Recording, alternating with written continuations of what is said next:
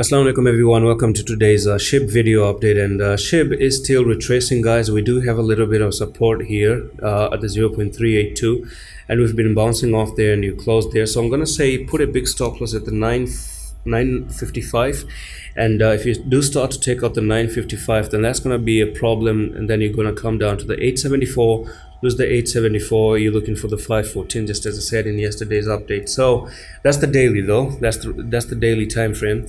So what I'm going to do is dive into the smaller time frame, which is going to be the 4-hour, and let's talk about the 4-hour time frame as well.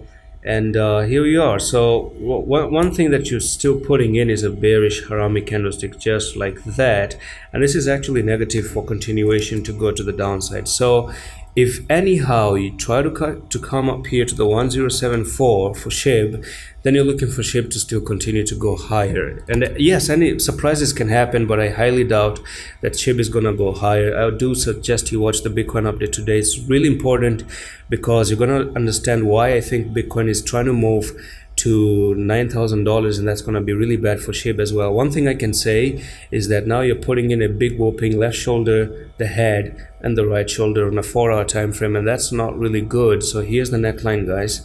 That's the neckline. So I'm going to tell you the next technical target if you do come down to lose the neckline, and that's a big whooping head and shoulder, right?